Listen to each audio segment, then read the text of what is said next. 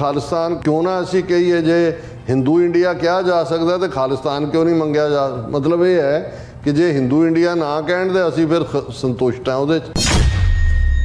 ਜੇ ਕੰਗਣਾ ਰਣੌਤ ਦੀ ਫਿਲਮ ਨੂੰ ਲੈ ਕੇ ਇੱਕ ਤਬਕਾ ਲੱਗਾ ਹੋਇਆ ਇਹ ਕਹਿਣ ਕਿ ਜੀ ਉਹਦੇ 'ਚ ਪਿੰਡਰਾਂ ਟ੍ਰੇਲਰ 'ਚ ਦਿਖਾਇਆ ਗਿਆ ਕਿ ਪਿੰਡਰਾਂ ਵਾਲਿਆਂ ਨੇ ਕਿਹਾ ਕਿ ਕਾਂਗਰਸ ਨੂੰ ਕਿ ਤੁਹਾਨੂੰ ਵੋਟਾਂ ਚਾਹੀਦੀਆਂ, ਤੁਸੀਂ ਵੋਟਾਂ ਲੈ ਲਓ, ਸਾਨੂੰ ਖਾਲਿਸਤਾਨ ਚਾਹੀਦਾ, ਤੁਸੀਂ ਖਾਲਿਸਤਾਨ ਦੇ ਦਿਓ। ਹੁਣ ਉਹਦੇ 'ਤੇ ਇੱਕ ਤਬਕਾ ਲੱਗਾ ਹੋਇਆ ਜੀ ਸੰਤਾਂ ਨੇ ਤਾਂ ਕਦੇ ਖਾਲਿਸਤਾਨ ਕਿਹਾ ਹੀ ਨਹੀਂ। ਫਰਵਰੀ 84 ਤੋਂ ਬਾਅਦ ਇਹ ਨਜ਼ਰ ਆ ਗਿਆ ਕਿ ਫੌਜ ਦਾ ਜਿਹੜਾ ਇਨਐਵਿਟੇਬਲ ਹੋ ਰਿਹਾ, ਉਹਨਾਂ ਨੇ ਬਣਾਉਣਾ ਹੀ, ਹਮਲਾ ਕਰਨਾ ਹੀ ਕਰਨਾ। ਉਦੋਂ ਸੰਤਾਂ ਦੀ ਸਟੇਟਮੈਂਟ ਇਹਦੇ 'ਤੇ ਕਲੀਅਰ ਹੈ ਕਿ ਭਾਈ ਅਸੀਂ ਅਨੰਦਪੁਰ ਦੇ ਮੱਥੇ ਦੀ ਅਰਦਾਸ ਕੀਤੀ ਹੋਈ ਹੈ, ਉਹ ਚਾਹੁੰਦੇ ਹਾਂ, ਪਰ ਜਿਸ ਦਿਨ ਭਾਰਤੀ ਫੌਜ ਦੇ ਪੈਰ ਦਰਬਾਰ ਸਾਹਿਬ ਦੀ ਹਦੂਦ 'ਚ ਪਏ, ਖਾਲਿਸਤਾਨ ਦੀ ਨੀਂਹ ਰੱਖੀ ਜਾਏਗੀ। ਏਜੰਸੀਆਂ ਆਪਣਾ ਕੰਮ ਤੇ ਲੱਗੀਆਂ ਹੋਈਆਂ ਨੇ ਤੇ ਇਹੀ ਹਾਲ ਜੇ ਪੰਜਾਬ ਦਾ ਹੈ ਤਾਂ ਜੋ ਕੁਝ ਫਿਰ 47 ਦੌਰ ਵਾਲਿਆਂ ਨੂੰ ਕਹਿੰਦੇ ਰਹੇ, ਅਗਲੀਆਂ ਜਨਰੇਸ਼ਨਾਂ ਜਿਹੜੀਆਂ ਨੇ ਉਹ ਸਾਡੀ ਜਨਰੇਸ਼ਨ ਨੂੰ ਕਹਿਣਗੀਆਂ ਕਿ ਭਾਈ ਮੌਕਾ ਤਾਂ ਆਇਆ ਸੀ, ਲੇਕਿਨ ਅਸੀਂ ਜਿਵੇਂ ਪਹਿਲਾਂ ਮੌਕਾ ਗਵਾਉਣ ਦਾ ਕੋਈ ਮੌਕਾ ਹੱਥੋਂ ਨਹੀਂ ਜਾਣ ਦਿੰਦੇ, ਅਸੀਂ ਇਸ ਮੌਕੇ ਨੂੰ ਵੀ ਗਵਾਇਆ।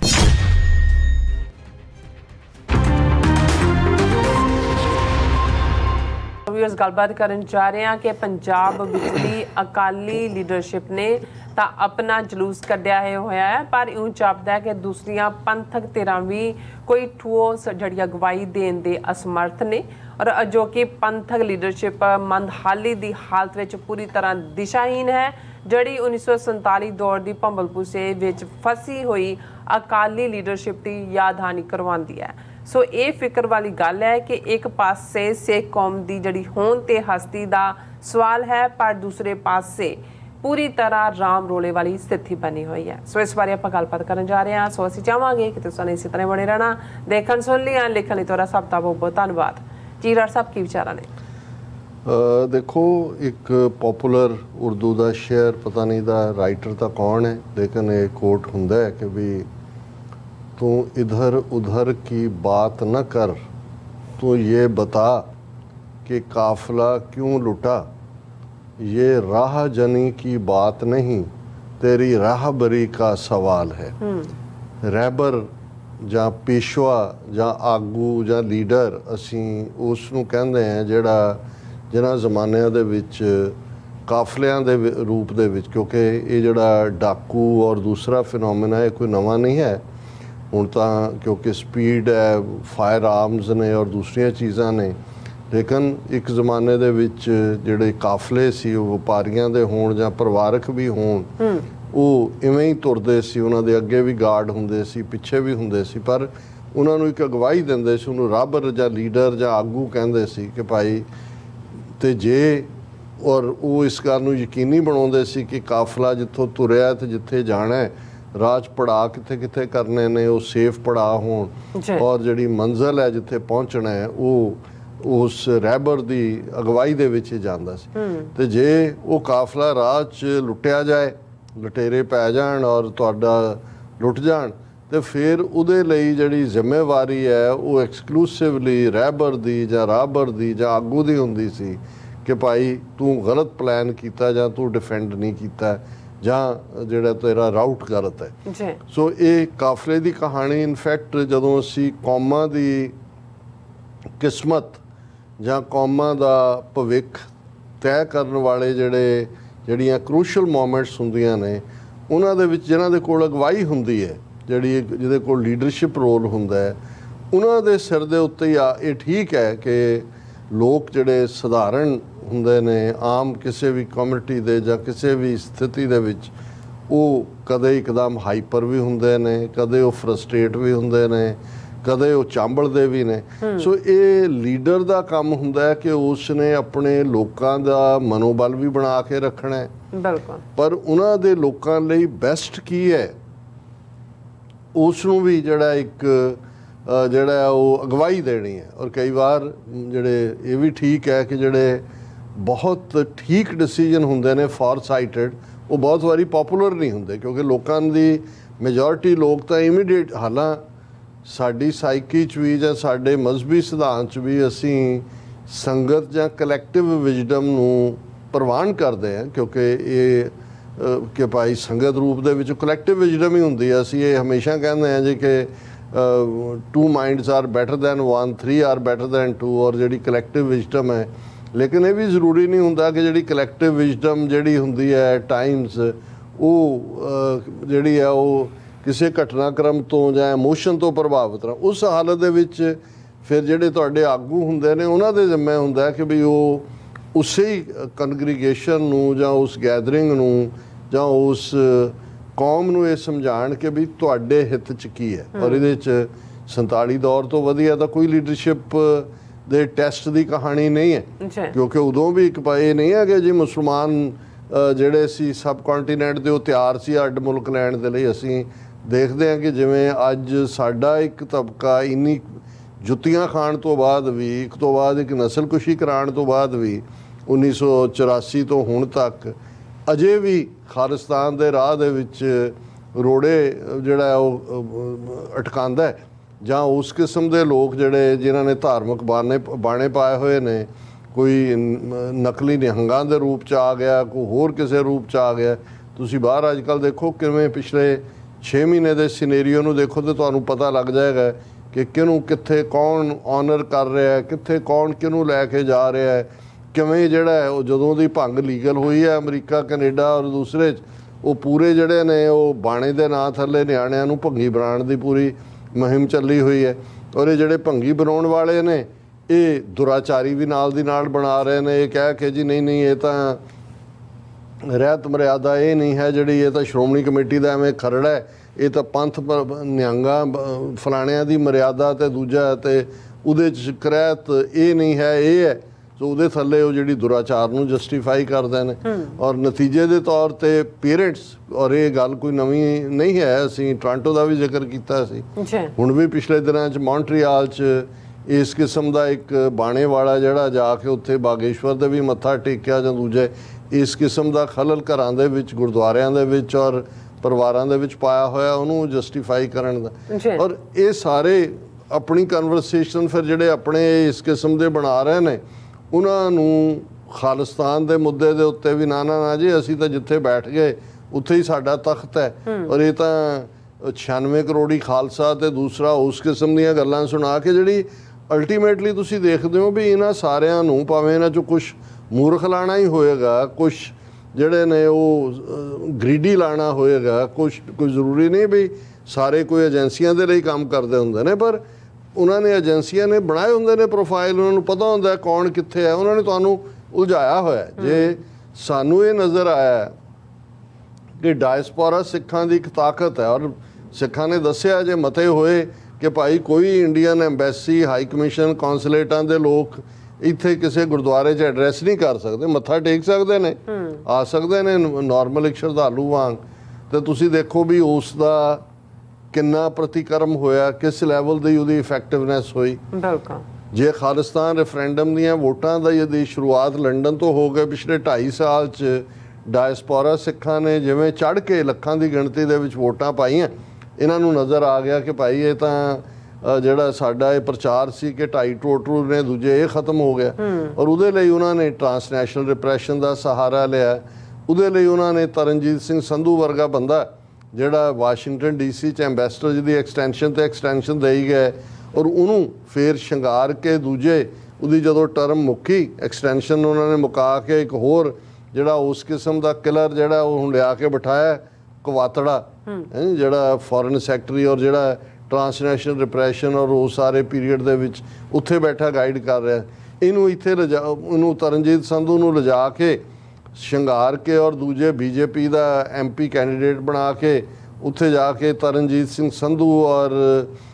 ਦੇ ਨਾਲ ਸਮੁੰਦਰੀ ਵੀ ਬਣ ਗਿਆ ਜੀ, ਮੈਂ ਤੇਜਾ ਸਿੰਘ ਸਮੁੰਦਰੀ ਦਾ ਪੋਤਾ ਹੈ। ਠੀਕ ਹੈ, ਅੰਮ੍ਰਿਤਸਰ ਦੇ ਲੋਕਾਂ ਨੇ ਉਹਦੀ ਔਕਾਤ ਦਿਖਾਈ, ਜਿਹੜੀ ਹੈ ਉਹ 3 ਨੰਬਰ ਤੇ ਆਇਆ। ਲੇਕਿਨ ਤੁਸੀਂ ਦੇਖੋਗੇ ਕਿ ਬਈ ਉੱਥੇ ਜਦੋਂ ਗਿਆ ਉਹਨੂੰ ਕਿਸ ਲੈਵਲ ਦੇ ਉੱਤੇ ਕਿਤੇ ਸਰੋਪਾਓ, ਕਿਤੇ ਆਨਰ, ਕਿਤੇ ਫਲਾਣਾ ਤੇ ਢਿਮਕਾ। ਇਹ ਜੇ ਤੁਸੀਂ ਸਾਰੀ ਗੱਲ ਨੂੰ ਸਮਝੋਗੇ ਤੇ ਤੁਹਾਨੂੰ ਨਜ਼ਰ ਆ ਜਾਏਗਾ ਕਿ ਭਾਈ ਇਸ ਵੇਲੇ ਫੁੱਲ ਫਲੈਜਡ ਅਟੈਕ ਉਹਨਾਂ ਦਾ ਡਾਇਸਪੋਰਾ ਸਿੱਖਾਂ ਦੇ ਉੱਤੇ ਹੈ। ਸਿਆਸੀ ਤੌਰ ਤੇ ਤਾਂ ਖਾਲਿਸਤਾਨ ਦੇ ਮੁੱਦੇ ਤੇ ਤਾਂ ਹੁਣ ਵਿਰੋਧ ਕਰ ਨਹੀਂ ਸਕਦੇ ਕਿ ਕੋਈ ਨਾਨ ਖਾਲਿਸਤਾਨੀ ਨੂੰ ਲਿਆ ਕੇ ਕਹਿਣ ਉਹ ਉਹਨਾਂ ਨੇ ਆਪਣੇ ਢੰਗ ਰੱਖੇ ਹੋਏ ਨੇ ਕਿ ਭਾਈ ਜੇ 15 ਅਗਸਤ ਦਾ ਇੱਥੇ ਇਹਨਾਂ ਨੇ ਪੈਰੇਡ ਦੇ ਨਾਂ ਥੱਲੇ ਉਹ ਜਿਹੜੇ ਜੁੱਤੀ ਚੱਟ ਕਿਸਮ ਦੇ 5-7 ਪੱਗਾਂ ਵਾਲੇ ਹੁੰਦੇ ਨੇ ਉਹਨਾਂ ਨੂੰ ਵੀ ਉਹਦੇ ਤੇ ਚਾੜ ਦਿੰਦੇ ਨੇ ਉਹਨਾਂ ਦਾ ਫਲੋਟ ਦੇ ਉੱਤੇ, ਤੇ ਇਹ ਦੱਸਣ ਲਈ ਕਿ ਸਿੱਖ ਵੀ ਸਾਡੇ ਨਾਲ ਨੇ। ਇਹੋ ਜਿਹੇ ਕੰਮ ਇਹਨਾਂ ਨੇ 22 ਸਤੰਬਰ ਨੂੰ ਵੀ ਕਰਨਾ ਹੈ, ਜਿੱਦਣ ਮੋਦੀ ਨੇ ਆਉਣਾ ਉੱਦਾਂ ਦੇ ਪੱਗਾਂ ਵਾਲੇ ਜਿਹੜੇ ਹੀਜੜੇ ਕਿਸਮ ਦੇ ਜੁੱਤੀ ਚੱਟ ਨੇ ਉਹਨਾਂ ਨੂੰ ਲੈ ਜਾਣਗੇ, ਉੱਥੇ ਮਿਲਾ ਦੇਣਗੇ, ਉਹਨਾਂ ਫੋਟੋਆਂ ਨੂੰ ਕਰਨਗੇ ਜੀ ਦੇਖੋ ਬਾਹਰਲੇ ਸਿੱਖਾਂ ਨੇ ਕਿਵੇਂ ਵੈਲਕਮ ਕੀਤਾ। ਪਰ ਇਸ ਵੇਲੇ ਉਹਨਾਂ ਨੇ ਧਾਰਮਿਕ ਸਾਡੀਆਂ ਜਿਹੜੀਆਂ ਸਤਿਕਾਰਤ ਸੰਸਥਾਵਾਂ ਨੇ, ਮੈਂ ਬਹੁਤੇ ਵੇਰਵੇ 'ਚ ਨਹੀਂ ਜਾਵਾਂਗਾ, ਹਰ ਇੱਕ ਨੂੰ ਪਤਾ ਹੈ ਕਿ ਵੀ ਕੀ ਚੱਲ ਰਿਹਾ, ਉਹ ਤੁਹਾਡਾ ਨਿਹੰਗ ਸੰਸਥਾਵਾਂ ਜਿਹੜੀਆਂ ਜ਼ਾਹਰ ਹੈ ਕਿ ਜਦੋਂ ਅਸੀਂ ਫਾਰਮਰ ਮੂਵਮੈਂਟ ਦੀ ਗੱਲ ਕੀਤੀ ਔਰ ਅਸੀਂ 2-3 ਦਿਨ ਪਹਿਲਾਂ ਕਿਹਾ ਸੀ ਕਿ ਭਾਈ ਉਹਨਾਂ ਦੀ ਇੱਕ ਜਿਹਨੂੰ ਅੰਗਰੇਜ਼ੀ 'ਚ ਯੂਮੈਨ ਸਰਵਿਸ ਕਹਿੰਦੇ ਨੇ ਕਿ ਭਾਈ ਜੇ ਉਹ ਐਜ਼ ਏ ਡਿਫੈਂਡਰ ਨਾ ਬੈਠਦੇ ਤਾਂ ਇਹਨਾਂ ਨੇ ਉਸ ਕਿਸਮ ਦੇ ਹਮਲੇ RSS ਦੇ ਗੁੰਡਿਆਂ ਤੋਂ ਕਰਵਾ ਕੇ ਜਿਹੜਾ ਉੱਥੇ ਵਾਇਲੈਂਸ ਕ੍ਰੀਏਟ ਕਰਨੀ, ਜਿਹੜੀ ਐਵੇਂ ਨਹੀਂ ਕੰਗਣਾ ਰਣੌਤ ਅੱਜ ਜਿਹੜੀ ਆ ਉਹ ਉਹਨਾਂ ਦੇ ਨਾਗਪੁਰੀਆਂ ਦੇ ਆਦੇਸ਼ ਤੇ ਕਹਿ ਰਹੀ ਆ ਜੀ ਉੱਥੇ ਬਲਾਤਕਾਰ ਹੋ ਰਹੇ ਸੀ, ਲਾਸ਼ਾਂ ਟੰਗੀਆਂ ਜਾ ਰਹੀਆਂ ਸੀ। ਹੁਣ ਲਾਸ਼ਾਂ ਟੰਗਣ ਦੀ ਗੱਲ ਜਿਹੜੀ ਆ ਉਹ ਨਿਹੰਗਾਂ ਦੇ ਜਦੋਂ ਇੱਕ ਨੇ ਆ ਕੇ ਉੱਥੇ ਬੇਅਦਬੀ ਕਰਨੀ ਚਾਹੀ ਜਿਹੜੀ ਕਿਸੇ ਪੋਥੀ ਦੀ ਤਾਂ ਉਹਨਾਂ ਨੇ ਮਾਰ ਕੇ ਟੰਗਤਾ, ਤਾਂ ਉਹਨਾਂ ਦਾ ਸਟਾਈਲ ਹੈ। ਹੁਣ ਉਸ ਸਾਰੇ ਨੂੰ ਇੱਕ ਵੱਖਰੀ ਸਪਿਨ ਦਿੱਤੀ ਜਾ ਰਹੀ ਹੈ ਉੱਥੋਂ ਦੀ ਹਿੰਦੂ ਮੈਜੋਰਿਟੀ ਨੂੰ ਭੜਕਾਉਣ ਦੇ ਲਈ। ਵੱਖਰੀ ਗੱਲ ਹੈ ਕਿ ਭਾਈ ਉਹਨਾਂ ਨੂੰ ਲੱਗਾ ਕਿ ਵੀ ਇਹ ਹਰਿਆਣੇ ਦੀਆਂ ਅਸੈਂਬਲੀ ਇਲੈਕਸ਼ਨਾਂ 'ਚ ਮਹਿੰਗਾ ਪੈਗਾ, ਪਰ ਤੁਸੀਂ ਬਾਹਰਲੀਆਂ ਡਿਵੈਲਪਮੈਂਟਸ ਤੁਸੀਂ ਦੇਖੋਗੇ ਤੇ ਤੁਹਾਨੂੰ ਇਹ ਨਜ਼ਰ ਆਏਗਾ, ਜਿਵੇਂ ਅਸੀਂ ਆਸਟ੍ਰੇਲੀਆ ਦੇ ਹਵਾਲੇ ਨਾਲ ਦੇਖ ਰਹੇ ਹਾਂ ਕਿ ਭਾਈ ਜੇ ਉੱਥੇ ਮਿਊਨਿਸਪਲ ਇਲੈਕਸ਼ਨਸ ਔਰ ਲੋਕਲ ਇਲੈਕਸ਼ਨਸ ਦੇ ਵਿੱਚ ਸਿੱਖ ਕੈਂਡੀਡੇਟ ਜਿਵੇਂ ਮੈਲਬਰਨ ਦੇ ਵਿੱਚ 2-3 ਉਤਰੇ ਔਰ ਉਸ ਸਾਰੇ ਦੇ ਉਹਨਾਂ ਨੇ ਪੈਰਲਲ ਜਿਹੜੇ ਨੇ ਹਿੰਦੂ ਕੈਂਡੀਡੇਟ ਬਣਾਉਣ ਦੀ ਲਾਈਨ ਖੜੀ ਕੀਤੀ ਹੋਈ ਹੈ। ਔਰ ਆਉਣ ਵਾਲੇ ਪੀਰੀਅਡ 'ਚ ਅਸੀਂ ਦੇਖਾਂਗੇ ਕਿ ਵੀ ਕਿਸ ਕਿਸਮ ਦਾ ਇਵੇਂ ਹੀ ਆਸਟ੍ਰੇਲੀਆ ਦੇ ਗੁਰਦੁਆਰਿਆਂ ਦੇ ਹਵਾਲੇ ਨਾਲ ਖਾਸ ਤੌਰ ਤੇ ਪਰਥ ਦੇ ਵਿੱਚ ਔਰ ਦੂਜੇ ਕਿਵੇਂ ਉਹਨਾਂ ਨੇ ਯਕੀਨੀ ਬਣਾਇਆ ਕਿ ਦੋਵੇਂ ਤਿੰਨੇ ਗੁਰਦੁਆਰਿਆਂ ਦੇ ਪ੍ਰਧਾਨ ਜਿਹੜੇ ਨੇ ਉਹ 15 ਅਗਸਤ ਵਾਲੀਆਂ ਸੈਲੀਬ੍ਰੇਸ਼ਨ ਇੰਡੀਅਨ ਕੌਂਸੂਲੇਟ ਦੇ ਨਾਲ ਬੈਠੇ ਹੋਣ। ਸੋ ਇਹ ਜਿਹੜਾ ਇਨਰ ਜੇ ਤੁਸੀਂ ਇਹਨਾਂ ਦੀਆਂ ਐਕਟੀਵਿਟੀਜ਼ ਦਾ ਵਿਰੋਧ ਨਾ ਕਰੋ ਤੇ ਫਿਰ ਇਹ ਹੈ ਕਿ ਜੀ ਦੇਖੋ ਉੱਥੇ ਤਾਂ ਭਾਰਤ ਮਾਤਾ ਦੀ ਜੈ ਹੋ ਰਹੀ ਹੈ, ਤੇ ਜੇ ਤੁਸੀਂ ਵਿਰੋਧ ਕਰੋ ਤੇ ਫਿਰ ਕਲੈਸ਼, ਫਿਰ ਇਹ ਦੇਖੋ ਜੀ ਸਿੱਖ ਤਾਂ ਇਹਨਾਂ ਨੇ ਖਾਲਿਸਤਾਨ ਕੀ ਬਣਾਉਣਾ, ਇਹ ਤਾਂ ਆਪਸ ਝਗੜਦੇ ਨੇ ਜੀ, ਇਹਨਾਂ ਦਾ ਫਲਾਣੇ ਗ੍ਰੰਥ ਦਾ ਝਗੜਾ ਹੈ ਤੇ ਫਲਾਣੀ ਬਾਣੀ ਦਾ ਝਗੜਾ ਹੈ ਤੇ ਫਲਾਣੀ ਰਹਿਤ ਦਾ ਝਗੜਾ ਹੈ। ਤੁਸੀਂ ਨਾਲ ਦੀ ਨਾਲ ਦੇਖ ਰਹੇ ਹੋਵੋਗੇ ਕਿ ਇਸ ਕਿਸਮ ਦੇ ਮੁੱਦੇ ਜਿਹੜੇ ਨੇ ਉਹ ਵੀ ਭੜਕਾਏ ਜਾ ਰਹੇ ਨੇ, ਉਸ ਕਿਸਮ ਦੇ ਜੁੱਤੀ ਚੱਟ ਵੀ ਨੇ, ਉਸ ਕਿਸਮ ਦੇ ਜਿਹੜੇ ਨੇ ਜੁੱਤੀਆਂ ਖਾਣ ਵਾਲੇ ਵੀ ਨੇ। ਔਰ ਅੱਜ ਸਰ ਗੁਰਮੀਤ ਸਿੰਘ ਜੰਮੂ ਦੇ ਨਾਂ ਥੱਲੇ ਇੱਕ ਬੜੀ ਛੋਟੀ ਜਿਹੀ ਲਿਖਤ ਸੀ ਸੋਸ਼ਲ ਮੀਡੀਆ ਤੇ ਕਿ ਵੀ ਅੱਜ ਦੇ ਹਾਲਾਤਾਂ ਨੂੰ ਵੀ ਜੇ ਤੁਸੀਂ ਦੇਖਦੇ ਹੋ, ਕਚਹਿਰੀ ਅੱਜ ਵੀ ਲੱਗਦੀ ਹੈ, ਸੁੱਚਾਨੰਦ ਅੱਜ ਵੀ ਝੂਠੀ ਵਕਾਲਤ ਕਰਦਾ ਹੈ, ਗੰਗੂ ਅੱਜ ਵੀ ਦਲਾਲੀ ਕਰਦਾ ਹੈ, ਸਾਹਿਬਜ਼ਾਦੇ ਅੱਜ ਵੀ ਵੈਰੀਆਂ ਨੂੰ ਅੱਖਾਂ ਕੱਢਦੇ ਨੇ, ਅੱਜ ਵੀ ਸੱਚ ਨੂੰ ਦਬਾਉਣ ਦੀਆਂ ਕੋਸ਼ਿਸ਼ਾਂ ਕੀਤੀਆਂ ਜਾ ਰਹੀਆਂ ਨੇ। ਬਸ ਭੇਸ ਬਦਲੇ ਨੇ, ਕਿਰਦਾਰ ਅੱਜ ਵੀ ਉਹੀ ਨੇ। ਔਰ ਅਸੀਂ ਰਿਐਕਸ਼ਨ ਤੇ ਲੱਗੇ ਹੁੰਦੇ ਆ ਜੀ। ਕੰਗਣਾ ਰਣੌਤ ਨੇ ਇਹ ਕਿਹਾ, ਹੁਣ ਸ਼੍ਰੋਮਣੀ ਕਮੇਟੀ ਨੇ ਉਹਨੂੰ ਨੋਟਿਸ ਭੇਜ ਦਿੱਤਾ, ਅਸੀਂ ਰਿਲੀਜ਼ ਨਹੀਂ ਹੋਣ ਦਿਆਂਗੇ, ਅਸੀਂ ਫਲਾਣਾ ਔਰ ਦੂਜਾ ਇਸ ਕੰਮ 'ਚ। ਹੁਣ ਗੱਲ ਕਿ ਇਹੀ 47 ਦੌਰ ਜੇ ਤੁਸੀਂ 1940 ਤੋਂ 46-47 ਤੱਕ ਦੇਖੋ, ਇਸ ਕਿਸਮ ਦੀਆਂ ਡਿਸਟਰੈਕਸ਼ਨ ਸੀ ਜਿਹੜੀ ਸਾਡੀ ਲੀਡਰਸ਼ਿਪ ਹੈ ਉਹਦਾ ਫੋਕਸ ਬਿਲਕੁਲ ਨਹੀਂ ਸੀ ਕਿ ਵੀ ਉਹਨਾਂ ਨੇ ਸਿੱਖ ਸਟੇਟ ਬਣਾਉਣ ਦੇ ਲਈ ਆਪਣਾ ਕੇਸ ਇੱਕ ਲੌਜਿਕ ਤਰੀਕੇ ਦੇ ਨਾਲ ਤਿਆਰ ਕਰਨਾ ਹੈ। ਭਾਈ ਜੇ 29 ਜ਼ਿਲ੍ਹੇ ਨੇ ਪੰਜਾਬ ਦੇ, ਤੁਹਾਡੀ ਕਿਸੇ 'ਚ ਵੀ ਮੈਜੋਰਿਟੀ ਨਹੀਂ ਹੈ, ਤੁਸੀਂ ਉਸ ਜਿਹੜੀ ਤੁਹਾਡੀ ਵੀਕਨੈਸ ਹੈ ਜਾਂ ਹਰਡ ਉਹਨੂੰ ਕਿਵੇਂ ਓਵਰਕਮ ਕਰਨਾ ਹੈ। ਤੁਹਾਡੀਆਂ ਸਟਰੈਂਥਸ ਕੀ ਨੇ? 6-7 ਸਿੱਖ ਤੁਹਾਡੇ ਰਾਜੇ ਨੇ, ਪਟਿਆਲਾ, ਨਾਭਾ, ਜੀਂਦ, ਫਰੀਦਕੋਟ, ਕਪੂਰਥਲਾ, ਕਲਸੀਆਂ। ਤੁਹਾਡੇ ਕੋਲ ਤੁਹਾਡੇ ਤੋਂ ਰਾਜ 1849 'ਚ ਉਹਨਾਂ ਨੇ ਲਿਆ। ਫੌਜ ਦੇ ਵਿੱਚ 30-35% ਤੁਹਾਡੇ ਅਫਸਰ ਨੇ ਸਿੱਖ, 18-19% ਜਵਾਨ ਸਿੱਖ ਨੇ।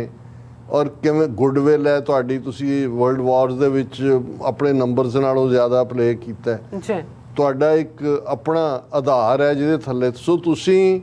ਕਿਵੇਂ, ਔਰ ਤੁਸੀਂ ਨੈਗੋਸ਼ੀਏਟ ਦੋਨੋਂ ਪਾਸਿਆਂ ਨੂੰ, ਕਾਂਗਰਸ ਨੂੰ ਵੀ ਜਿਹੜਾ ਉਹ ਵੇਟਿੰਗ 'ਚ ਰੱਖੋਗੇ, ਮੁਸਲਿਮ ਲੀਗ ਨੂੰ ਵੀ ਉੱਥੇ ਵੀ ਤੁਸੀਂ ਨੈਗੋਸ਼ੀਏਟ ਤੁਹਾਡੀ ਲੀਡਰਸ਼ਿਪ ਕਰ ਰਹੀ ਹੈ।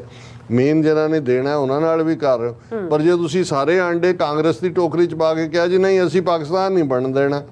ਅਸੀਂ ਤਾਂ ਇਹਨਾਂ ਦੀ ਜਿਹੜਾ ਉਹ,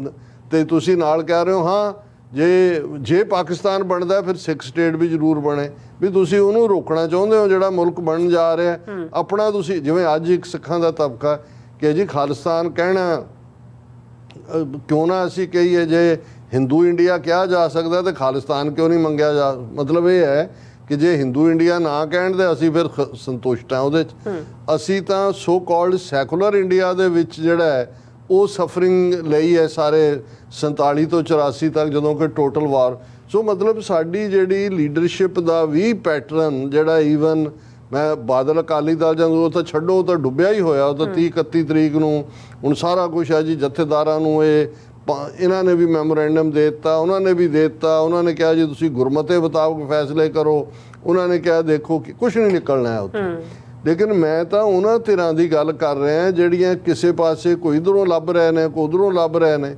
ਵੀ ਤੁਹਾਨੂੰ ਇਹ ਕਿਉਂ ਨਹੀਂ ਸਮਝ ਆਉਂਦੀ ਕਿ ਭਾਈ ਇਸ ਸਾਰੇ ਚੋਂ ਹੋ ਜਾਣਗੀਆਂ ਸ਼੍ਰੋਮਣੀ ਕਮੇਟੀ ਚੋਣਾਂ ਚੋਂ ਕੀ ਨਿਕਲ ਆਏਗਾ।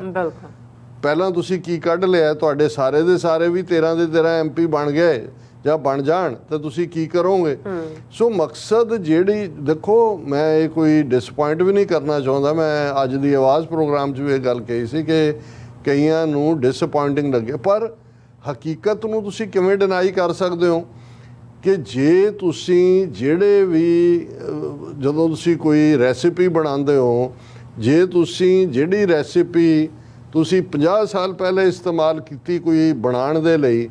ਉਹੀ ਤਰੀਕਾ ਤੁਸੀਂ ਹੁਣ ਫੇਰ ਕਰ ਰਹੇ ਹੋ ਤਾਂ ਨਤੀਜਾ ਉਹੀ ਨਿਕਲੇਗਾ ਜੋ 50 ਸਾਲ ਪਹਿਲਾਂ ਸੀ।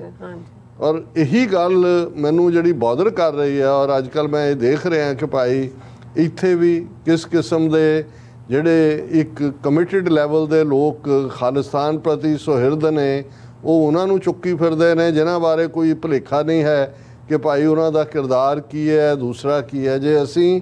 ਇਹੀ ਕੁਛ, ਔਰ ਇਹ ਮੈਂ ਨਾਨ ਖਾਲਿਸਤਾਨੀ ਧਿਰਾਂ ਨੂੰ ਨਹੀਂ ਕਹਿ ਰਿਹਾ, ਉੱਥੋਂ ਦੀ ਜਿਹੜੀਆਂ ਖਾਲਿਸਤਾਨੀ ਧਿਰਾਂ ਨੇ ਪੰਜਾਬ ਵਿਚਲੀਆਂ ਵੀ, ਤੁਸੀਂ ਉਹਨਾਂ ਦੀਆਂ ਡਿਬੇਟਸ ਡਿਸਕਸ਼ਨ ਦੇਖੋ, ਪਤਾ ਨਹੀਂ ਉਹ ਕਿੱਥੋਂ ਉਹ ਲੱਗੇ ਹੋਏ ਨੇ ਉਹਦੇ ਉਸ ਗੱਲ ਦੇ ਮੁਤਾਬਕ ਕਿ ਵੀ ਕਿ ਕਿਵੇਂ ਉਹਦੇ ਬਗਲੇ ਦੇ ਸਿਰ ਤੇ ਮੋਮਬੱਤੀ ਰੱਖਣੀ ਹੈ ਤੇ ਬਗਲਾ ਕਿਵੇਂ ਫੜਨਾ ਹੈ ਕਿ ਜੀ ਮੋਮਬੱਤੀ ਹੋਏਗੀ ਉਹ ਪਿਘਲੇਗੀ, ਉਹਦੀਆਂ ਅੱਖਾਂ 'ਚ ਪੈਗੀ ਔਰ ਉਹਨੂੰ ਤੁਸੀਂ ਫੜ ਲਓ। ਕਿਸੇ ਨੇ ਕਿਹਾ ਕਿ ਭਾਈ ਜਿਹੜਾ ਮੋਮਬੱਤੀ ਰੱਖਣ ਜਾਏਗਾ ਬਗਲੇ ਦੇ ਸਿਰ ਤੇ ਉਹਨੂੰ ਕਿਉਂ ਨਾ ਫੜ ਲੈਣੀ, ਨਹੀਂ ਕਹਿੰਦੇ ਤੂੰ ਬੁੱਧੀਜੀਵੀ ਨਹੀਂ ਹੈ, ਬੁੱਧੀਜੀਵੀਆਂ ਦੇ। ਮੈਂ ਬੁੱਧੀਜੀਵੀਆਂ ਦਾ ਹਾਲ ਦੇਖਦਾ ਤੇ ਮੈਨੂੰ ਲੱਗਦਾ ਵੀ ਇਹ ਸਾਰੇ ਬੁੱਧੂਜੀਵੀ ਇਕੱਠੇ ਹੋਏ ਹੋਏ ਨੇ ਕਿ ਬਈ ਸਿੱਧੀ ਗੱਲ ਹੈ ਕਿ ਇਸ ਸਾਰੇ ਤੋਂ ਬਾਅਦ ਜੂਨ 84 ਤੱਕ ਸਾਰੇ ਐਫਰਟ ਕਰ ਲਏ ਸੀ। ਅਨੰਦਪੁਰ ਦਾ ਮਤਾ ਫਾਈਨਲ ਪਾਰਟ ਸੀ, ਹੈ ਨਾ। ਔਰ ਹੁਣ ਇਵੇਂ ਹੀ ਜੇ ਕੰਗਣਾ ਰਣੌਤ ਦੀ ਫਿਲਮ ਨੂੰ ਲੈ ਕੇ ਇੱਕ ਤਬਕਾ ਲੱਗਾ ਹੋਇਆ ਇਹ ਕਹਿਣ ਕਿ ਜੀ ਉਹਦੇ 'ਚ ਪਿੰਡਰਾਂ ਟ੍ਰੇਲਰ 'ਚ ਦਿਖਾਇਆ ਗਿਆ ਕਿ ਪਿੰਡਰਾਂ ਵਾਲਿਆਂ ਨੇ ਕਿਹਾ ਕਿ ਕਾਂਗਰਸ ਨੂੰ ਕਿ ਤੁਹਾਨੂੰ ਵੋਟਾਂ ਚਾਹੀਦੀਆਂ, ਤੁਸੀਂ ਵੋਟਾਂ ਲੈ ਲਓ, ਸਾਨੂੰ ਖਾਲਿਸਤਾਨ ਚਾਹੀਦਾ, ਤੁਸੀਂ ਖਾਲਿਸਤਾਨ ਦੇ ਦਿਓ। ਹੁਣ ਉਹਦੇ 'ਤੇ ਇੱਕ ਤਬਕਾ ਲੱਗਾ ਹੋਇਆ ਜੀ ਸੰਤਾਂ ਨੇ ਤਾਂ ਕਦੇ ਖਾਲਿਸਤਾਨ ਕਿਹਾ ਹੀ ਨਹੀਂ। ਇਹ ਤਾਂ ਬਿਲਕੁਲ ਉਹ ਭਾਈ ਉਹ ਤਾਂ ਪਹਿਲੀ ਗੱਲ ਤਾਂ ਉਹ ਕਾਂਗਰਸ ਦੇ ਨਾਲ ਜੋੜ ਕੇ ਇਹੀ ਝੂਠ ਜਿਹੜਾ 82 ਤੋਂ 82 83 ਸੀ ਕਿ ਸੰਤ ਪਿੰਡਰਾਂ ਵਾਲੇ ਕਾਂਗਰਸ ਦੀ ਉਪਜ ਨੇ। ਤੁਸੀਂ ਇੱਕ ਤਾਂ ਉਸ ਆਰਗੂਮੈਂਟ ਨੂੰ ਸਮਝ ਨਹੀਂ ਰਹੇ ਕਿ ਵੀ ਉਹ ਸਾਰਾ, ਤੇ ਜਦੋਂ ਤੁਸੀਂ ਇਹ ਕਹਿੰਦੇ ਹੋ ਜੀ ਸੰਤਾਂ ਨੇ ਤਾਂ ਕਦੇ ਕਿਹਾ ਹੀ ਨਹੀਂ ਖਾਲਿਸਤਾਨ ਜਾਂ ਮੰਗਿਆ ਹੀ ਨਹੀਂ, ਫਿਰ ਉਹ ਕਹਿੰਦੇ ਨੇ ਵੀ ਤੁਸੀਂ ਕਿਹੜੇ ਬਾਗ ਦੀ ਮੂਲੀ ਹੋ, ਤੁਸੀਂ ਕਿਉਂ ਮੰਗਦੇ ਹੋ। ਜੇ ਤੁਸੀਂ ਸੰਤਾਂ ਦੀਆਂ ਸਟੇਟਮੈਂਟਸ ਦੇਖਦੇ ਹੋ, ਇੱਕ ਪਾਸੇ ਤਾਂ ਉਹਨਾਂ ਦਾ ਇਹ ਕਹਿਣਾ, ਕਿਉਂਕਿ ਮੋਰਚਾ ਜਿਹੜਾ ਇਹ ਬਿਲਕੁਲ ਠੀਕ ਹੈ ਕਿ ਧਰਮਯੁੱਧ ਮੋਰਚਾ ਜਿਸ ਦੇ ਵਿੱਚ ਅਕਾਲੀ ਦਲ ਭਾਈਵਾਲ ਸੀ ਸੰਤਾਂ ਦੇ ਨਾਲ, ਉਹ ਅਨੰਦਪੁਰ ਦੇ ਮਤੇ ਲਈ ਸੀ। ਸੋ ਸੰਤ ਕੋਈ ਵੀ ਐਸੀ ਗੱਲ ਨਹੀਂ ਸੀ ਕਰਨਾ ਚਾਹੁੰਦੇ ਜਿਹਦੇ ਥੱਲੇ ਇਹ ਲੱਗੇ ਕਿ ਜੀ ਉਹ ਜਿਹੜਾ ਅਨੰਦਪੁਰ ਦੇ ਮਤੇ ਦੇ ਮੋਰਚੇ ਨੂੰ ਕੋਈ ਜਿਹੜਾ ਨੁਕਸਾਨ ਪਹੁੰਚਾ ਰਹੇ ਨੇ ਔਰ ਅਕਾਲੀਆਂ ਨੂੰ ਭੱਜਣ ਦਾ ਮੌਕਾ ਮਿਲੇ। ਦੂਸਰੇ ਪਾਸੇ ਉਹਨਾਂ ਨੇ ਇਹ ਵੀ ਕਿ ਭਾਈ ਜੇ ਜਦੋਂ ਪੱਤਰਕਾਰ ਬਾਰ-ਬਾਰ ਪੁੱਛਦੇ ਸੀ ਜੀ ਖਾਲਿਸਤਾਨ ਤੇ ਤੁਹਾਡਾ ਕੀ ਹੈ, ਉਹਨਾਂ ਨੇ ਕਿਹਾ ਜੀ ਠੀਕ ਹੈ,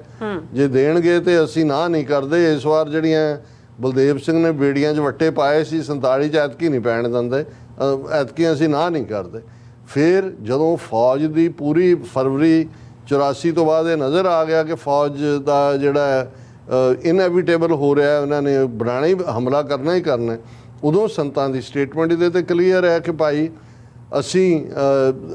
ਅਨੰਦਪੁਰ ਦੇ ਮਤੇ ਦੀ ਅਰਦਾਸ ਕੀਤੀ ਹੋਈ ਹੈ, ਉਹ ਚਾਹੁੰਦੇ ਹਾਂ, ਪਰ ਜਿਸ ਦਿਨ ਭਾਰਤੀ ਫੌਜ ਦੇ ਪੈਰ ਦਰਬਾਰ ਸਾਹਿਬ ਦੀ ਹਦੂਦ 'ਚ ਪਏ ਖਾਲਿਸਤਾਨ ਦੀ ਨਹੀਂ ਰੱਖੀ ਜਾਏਗੀ। ਇਹਦੀਆਂ ਤਾਂ ਐਂਪਲ ਸਟੇਟਮੈਂਟਾਂ ਨੇ। ਸੋ ਤੁਸੀਂ ਡਿਫੈਂਸ ਦੇ ਵਿੱਚ ਕਿਉਂ ਇਸ ਗੱਲ ਨੂੰ ਕਹਿ ਰਹੇ ਹੋ ਜੀ ਸੰਤਾਂ ਨੇ ਤਾਂ ਕਦੇ ਕਿਹਾ ਨਹੀਂ ਖਾਲਿਸਤਾਨ ਤੇ ਟ੍ਰੇਲਰ ਦੇ ਵਿੱਚ। ਸੋ ਮਤਲਬ ਇਹ ਹੈ ਕਿ ਗੱਲ ਸਿਆਣੇ ਵਕੀਲ ਜਾਂ ਸਿਆਣੇ ਆਗੂ ਤੇ ਮਾੜੇ ਵਕੀਲ ਤੇ ਮਾੜੇ ਆਗੂ ਦਾ ਇਹੀ ਹਾਲ ਹੁੰਦਾ। ਜਿਵੇਂ ਮੈਂ ਅੱਗੇ ਵੀ ਕਿਹਾ ਸੀ, ਸਿਆਣਾ ਵਕੀਲ ਜਿਹੜਾ ਹੈ ਜੇ ਉਹਦੇ ਮੌਕਲ ਦੇ ਖਿਲਾਫ 35 ਕੇਸ ਨੂੰ ਜੋ ਇੱਕ ਕੇਸ ਪਿਕ ਕਰ ਲਏਗਾ, ਉਹ ਜਿਹੜਾ ਉਹਨੂੰ ਨਜ਼ਰ ਆਉਂਦਾ ਵੀ ਇਹ ਵੀਕ ਹੈ, ਇਹਨੂੰ ਭੰਨਿਆ ਜਾ, ਉਹਨੂੰ ਹੁੰਦਾ ਵੀ ਜੇ ਇਹਨੂੰ ਭੰਨ ਦਿਓ 34 ਜਿਹੜੇ ਬਾਕੀ ਨੇ ਉਹਦੇ 'ਚ ਉਹ ਆਟੋਮੈਟਿਕਲੀ ਉਹਦਾ ਛੁਟਕਾਰਾ ਹੋ ਜਾਂਦਾ ਹੈ ਕਿ ਵੀ ਇਹ ਕ੍ਰੈਡੀਬਲ ਕੇਸ ਨਹੀਂ ਹੈਗੇ। ਸੋ ਇਸੇ ਤਰ੍ਹਾਂ ਮੈਨੂੰ ਇਹ ਨਜ਼ਰ ਆਉਂਦਾ ਹੈ, ਜਿਵੇਂ ਅਸੀਂ ਦੇਖ ਰਹੇ ਹਾਂ ਕਿ ਇੱਥੋਂ ਵਾਲੇ ਵੀ ਜੇ ਸਾਨੂੰ ਇਹ ਅਜੇ ਵੀ ਸਮਝ ਨਹੀਂ ਆਉਂਦਾ ਕਿ ਭਾਈ ਕੌਣ ਪੰਥ ਪ੍ਰਸਤ ਹੈ, ਕਿਹਦੀ ਕੀ ਦੇਣ ਹੈ, ਕਿਹਨੇ ਕੀ ਬਿਟਰੇਲ ਕੀਤੀ ਹੈ, ਅਸੀਂ ਸੰਸਥਾਵਾਂ ਨਾਲ ਜੁੜੇ ਹੋਏ ਹਾਂ ਜਾਂ ਆਪਣੀ ਪਰਿਵਾਰ ਪ੍ਰਸਤੀ ਪਾਲ ਰਹੇ ਹਾਂ ਜਾਂ ਅਸੀਂ ਆਪਣੀਆਂ ਯਾਰੀਆਂ ਨਿਭਾ ਰਹੇ ਹਾਂ, ਤੇ ਦੂਸਰਾ ਪਾਸਾ ਜਿਹੜਾ ਉਹ ਏਜੰਸੀਆਂ ਆਪਣਾ ਕੰਮ ਤੇ ਲੱਗੀਆਂ ਹੋਈਆਂ ਨੇ। ਤੇ ਇਹੀ ਹਾਲ ਜੇ ਪੰਜਾਬ ਦਾ ਹੈ ਤਾਂ ਫਿਰ ਮੈਨੂੰ ਕੋਈ ਕਹਿਣ 'ਚ ਝਿਜਕ ਨਹੀਂ ਹੈ ਕਿ ਭਾਈ ਅਸੀਂ ਜੋ ਕੁਝ ਫਿਰ 47 ਦੌਰ ਵਾਲਿਆਂ ਨੂੰ ਕਹਿੰਦੇ ਰਹੇ, ਅਗਲੀਆਂ ਜਨਰੇਸ਼ਨਾਂ ਜਿਹੜੀਆਂ ਨੇ ਉਹ ਸਾਡੀ ਜਨਰੇਸ਼ਨ ਨੂੰ ਕਹਿਣਗੀਆਂ ਕਿ ਭਾਈ ਮੌਕਾ ਤਾਂ ਆਇਆ ਸੀ, ਲੇਕਿਨ ਅਸੀਂ ਜਿਵੇਂ ਪਹਿਲਾਂ ਮੌਕਾ ਗਵਾਉਣ ਦਾ ਕੋਈ ਮੌਕਾ ਹੱਥੋਂ ਨਹੀਂ ਜਾਣ ਦਿੰਦੇ, ਅਸੀਂ ਇਸ ਮੌਕੇ ਨੂੰ ਵੀ ਗਵਾਇਆ। ਜੀ ਰਾਜ ਸਾਹਿਬ ਤੁਹਾਡਾ ਬਹੁਤ ਬਹੁਤ ਧੰਨਵਾਦ। ਸੋ ਥੈਲੇ ਬ੍ਰੇਕ ਵਿਊਅਰਸ, ਤੁਸੀਂ ਕਿਤੇ ਨਹੀਂ ਜਾਣਾ, ਮਿਲਦੇ ਹਾਂ ਆਫਟਰ ਦਿਸ ਸ਼ਾਰਟ ਬ੍ਰੇਕ।